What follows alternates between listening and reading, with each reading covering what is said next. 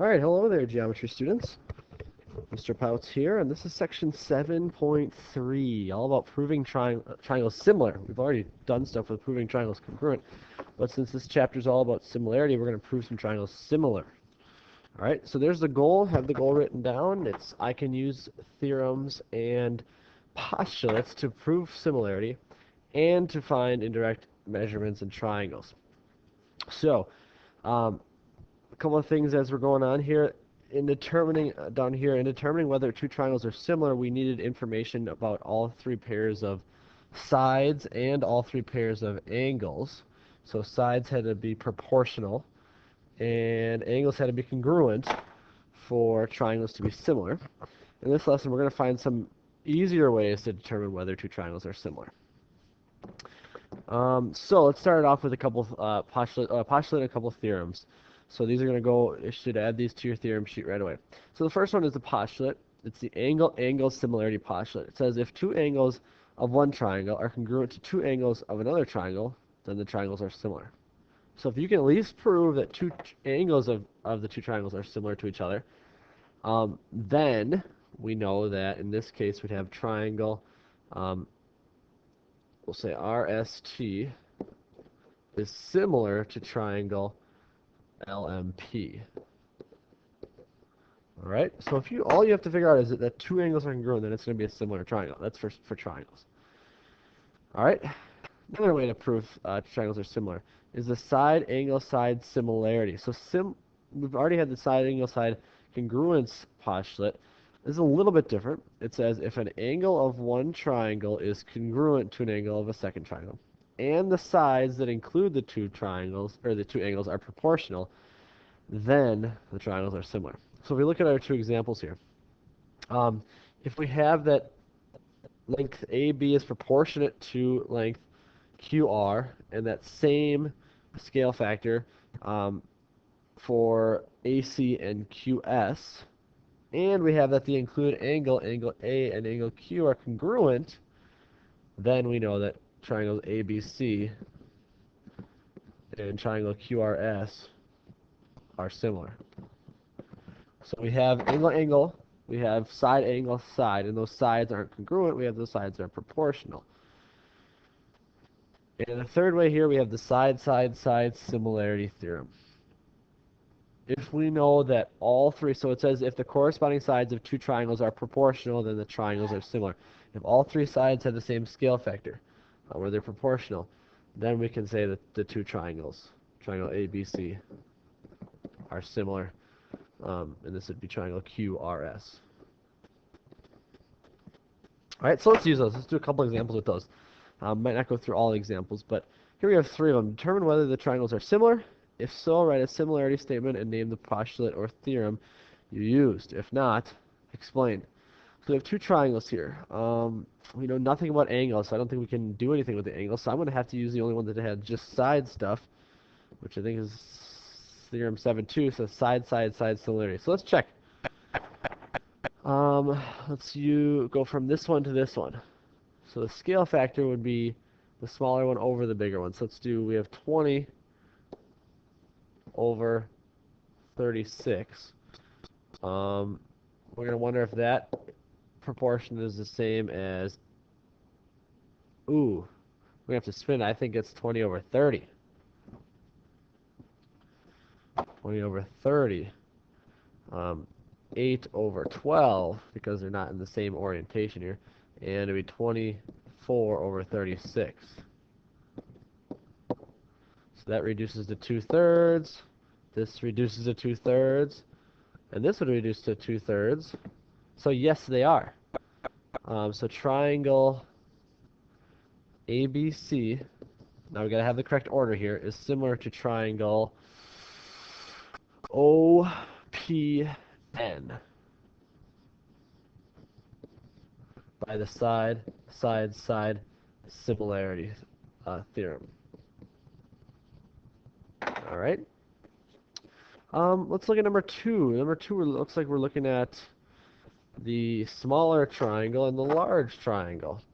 So it doesn't look like we have enough for due to the side, or really the angle similarity. So let's try the side angle side similarity. So we know that one pair of angles are congruent. So angle H, that has the same, it's the same angle by the reflexive property, those are congruent to each other. But let's check to see if, since this whole thing is 75, don't be confused by the 25 and the 50. You have to be the 50 to the 75 would have to be the same as the 40 to 60. So that whole thing is 60. And if we reduce it, this would be 2/3. Oh, we're dealing with 2/3 again. And 2/3. So yes, they are congruent again. We have that triangle. HIG is similar to triangle HEF. And that would be similar because of the side angle side similarity theorem. All right. Maybe the next one is not. I don't know. We'll see. We have, oh, it looks like we're only dealing with angles here, so we're going to have to use the angle one. Let's see what the three angles are. We know that we have one that's congruent because they're right angles. We have 58. Let's see what this would be. If that's 90, so 90 minus 58, this would have to be 32 degrees, and 90 oh, that's all we had to do. We have 32. So yes, and this one would be 58. So if we, it would be triangle ABC is similar to triangle EDF by the angle similarity postulate. All right. Now what I'm really wondering is, what does the fox say? But anyway, we're going to do a proof real quick here. So complete the proof. It's actually set up for you.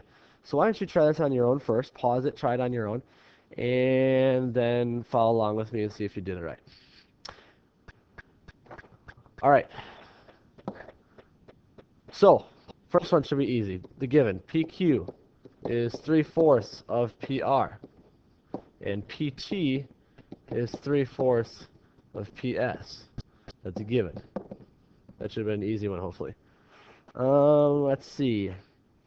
PQ over PR would be equal to 3/4, so dividing both sides by PR. And PT over PS would be 3/4, so dividing both sides by PS. So that's the division property of equality. So it's back to our algebra proofs, really. And then PQ, so this is our picture over the right. I didn't even look at the picture.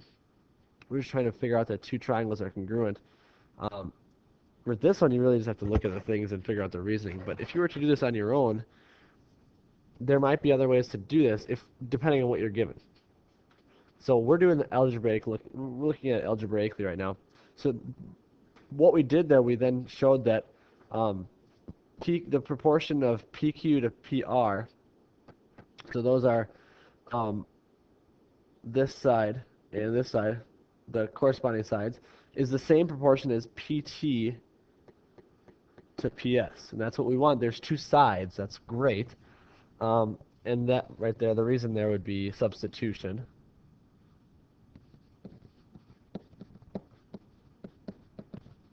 All right. If we have two sides, we need an angle then, and since angle P is congruent to itself, that's the reflexive property of congruence. If we're looking at three ways to prove triangles congruent, or similar, sorry, we now have enough. We have two sides that are proportional to each other, and the included angle is congruent as well. So we have triangle P, Q, T is similar to triangle P, R, S. And that would be the side angle side similarity theorem. All right. All right, a couple more examples. We'll maybe do two of them. Let's do one from the top here. It says, explain why the triangles are similar, then find the value of x.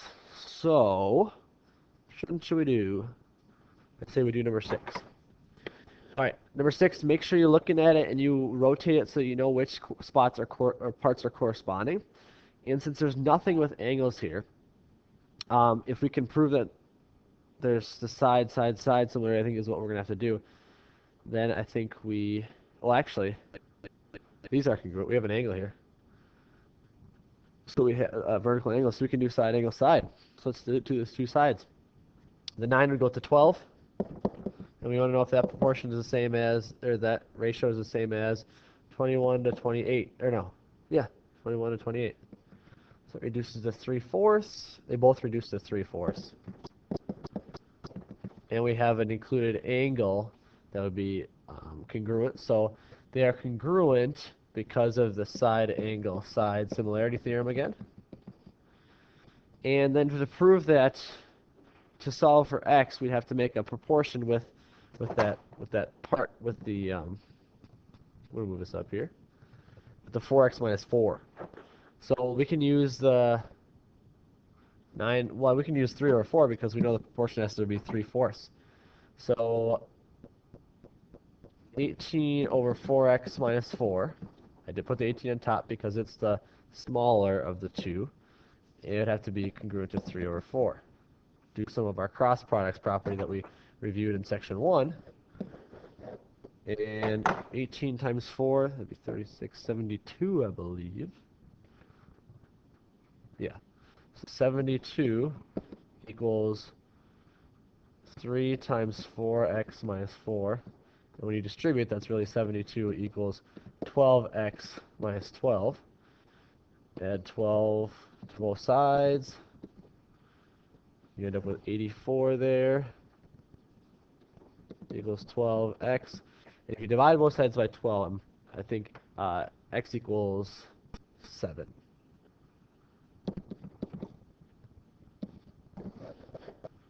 All right. And that's how you would solve that one. So let's skip down to one of the bottom ones here.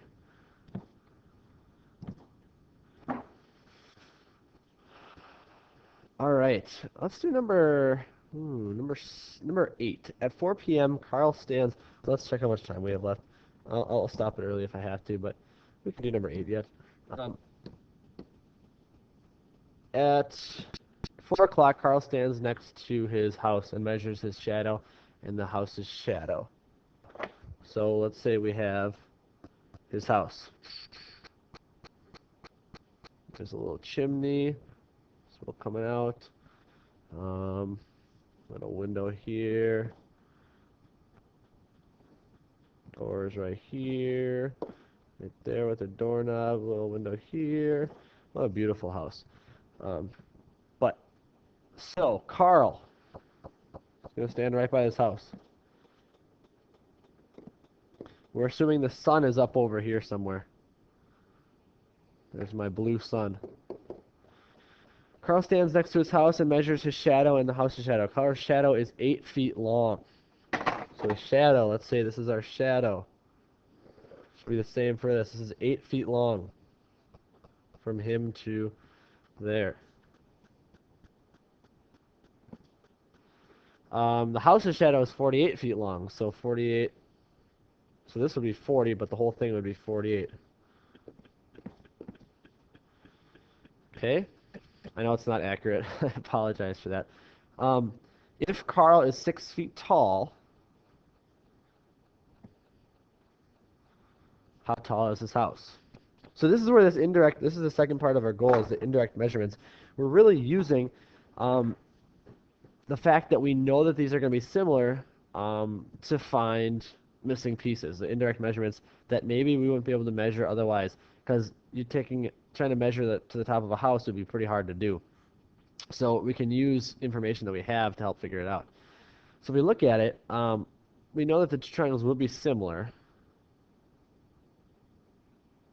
If you look at the two triangles, so the one that's formed by the house and the shadow, and the one that's formed by Carl and the shadow.